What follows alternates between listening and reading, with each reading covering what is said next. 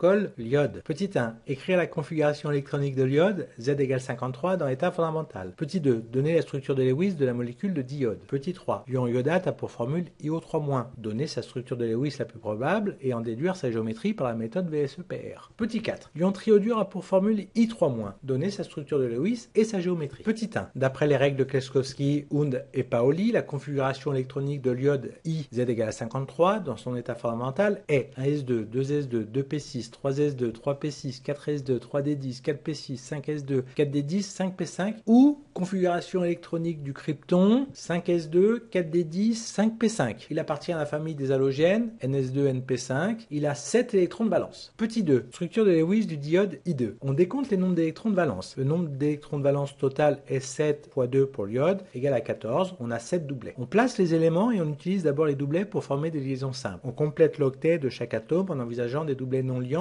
ou des liaisons multiples entre atomes. On en déduit donc la structure de Lewis du diode. Petit 3. Structure de Lewis des ions iodates I3-. On décompte les nombres d'électrons de valence. L'oxygène a 6 électrons de valence. Le nombre d'électrons de valence total est 7 pour l'iode, plus 6 fois 3 pour l'oxygène, plus 1 pour la charge négative. C'est égal à 26. On a 13 doublets. On place les éléments autour de l'atome central et on utilise d'abord les doublets pour former des liaisons simples. On complète l'octet de chaque atome en envisageant des doublets non liants et des liaisons multiples entre atomes. Puis on fait apparaître les charges formelles de chaque atome en accord avec l'électronégativité. Dans le cas présent, l'oxygène doit porter la charge négative car il est plus électronégatif que l'iode. De plus, l'iode appartient à la 5e période, il peut donc être hypervalent. On en déduit donc la structure de Lewis des ions iodates. La géométrie est donc de type AX3E, géométrie de base AX4, soit pyramidale à base trigonale. Petit 4. Structure de Lewis des ions triodure I3-. On décompte les nombres d'électrons de valence. Le nombre d'électrons de valence total est 7 pour l'iode, fois 3, plus 1 pour la charge négative, égale à 22. On a 11 doublets. On place les éléments autour de l'atome central et on utilise d'abord des doublets pour former des liaisons simples. On complète l'octet de chaque atome en envisageant des doublets non liants et des liaisons multiples entre atomes. Puis on fait apparaître les charges formelles de chaque atome en accord avec l'électronégativité. De plus, l'iode appartient à la 5e période, il peut donc être hypervalent.